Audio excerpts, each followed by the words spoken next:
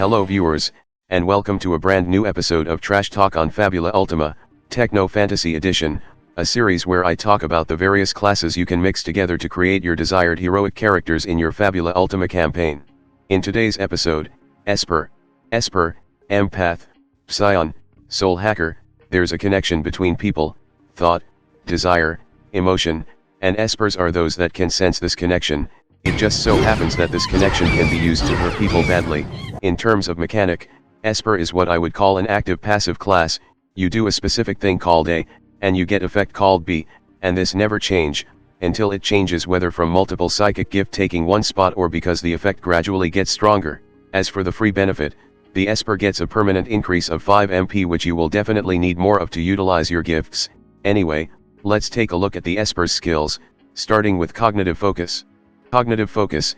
At the start of your turn in conflict, you may choose one ally who can hear you or an enemy you can see that is suffering from dazed, enraged, and/or shaken effects, to be your focus until the start of your next turn.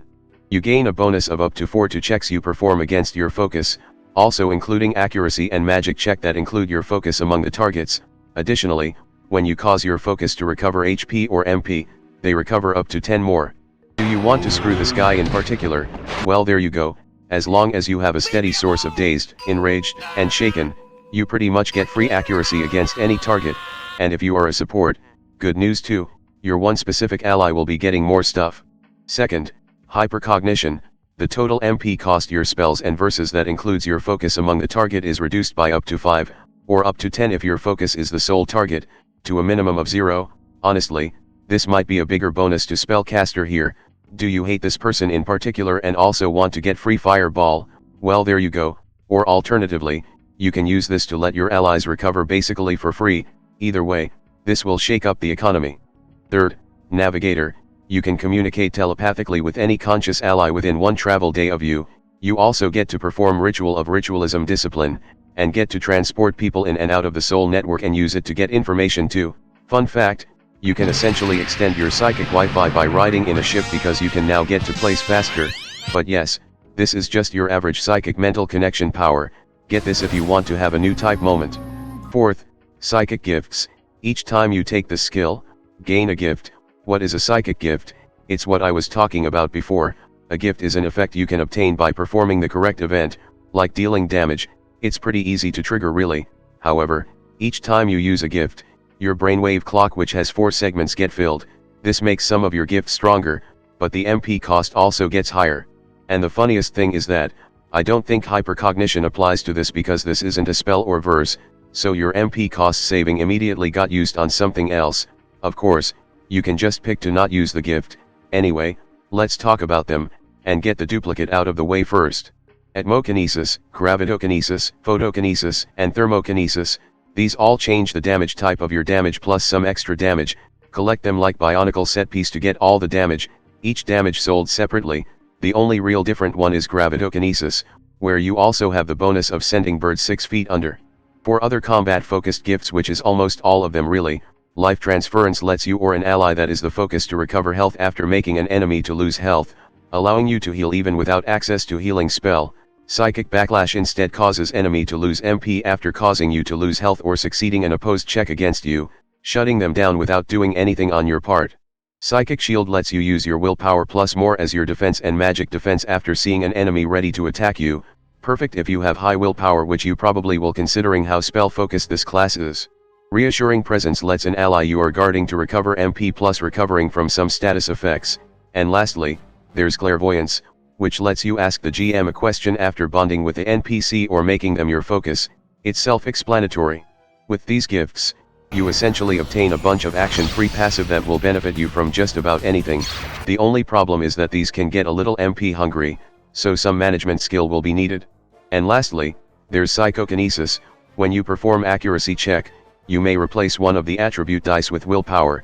Melee attacks with arcane or sword weapons can also strike down birds now. Do you want to wield a big ass hammer but you are a weak squishy wizard?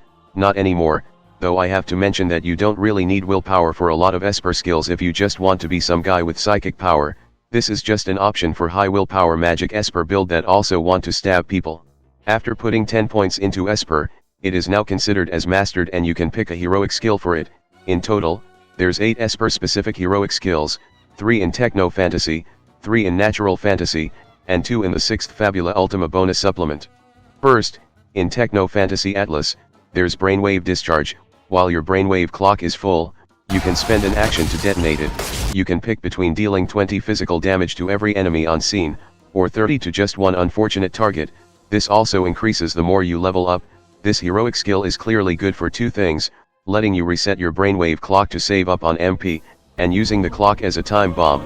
Keep in mind, you just do damage, no miss, no but. You can just do it with an action with no MP cost, and that's quite a decent amount of damage. Next there's Dream Slice, which can also be unlocked by Darkblade, and basically requires Shadow Strike skill. When you hit one or more creature with Shadow Strike and are also using a sword at the same time, the creature also lose MP equal to how much you rolled on your might dice for Shadow Strike. If you roll 8 or higher, you can choose one creature of the attack you have bond or made a focus. They will perform one fewer action during their next turn. It's a pretty good skill for might focused Esper. You can shut down enemy easily by draining their MP and maybe even action. Shadow Strike is kinda already an emotionally charged attack anyway, so it pretty much fits the theme. And then there's Psychic Field. Your gifts with You Do Damage event can also be used as one ally who can hear you do damage. Psychic Shield gift also has its effect changed to encompass every ally that can hear you instead. What does this mean? It means you can change your ally's damage type on the go, and your Psychic Shield can now be used to cover for your ally too. It's both a powerful offensive and defensive skill. Fully recommend it. Onward to Natural Fantasy. First there's Cheer Up, which can also be unlocked by Chanter, Orator, and requires My Trust in You skill from Orator. To summarize, this skill enhances My Trust in You, an already powerful support skill used to reroll or enhance your ally's roll, to also increase a chosen attribute 1 dice size higher until the end of the scene. It's good if you are looking to play as a support. Next there's Ephemeral Tranquility, which can be unlocked by Dancer, Rogue, Spiritist, and Symbolist, and you basically need hallucination and torpor spells from Spiritist or elsewhere. It makes them even worse at applying status effects on enemy, and now you can explode status effects on enemy for more damage. Only problem, you gonna need another class to provide the source for it because Esper got nothing, which is funny in anywhere else as Psychic are the best at this kind of thing.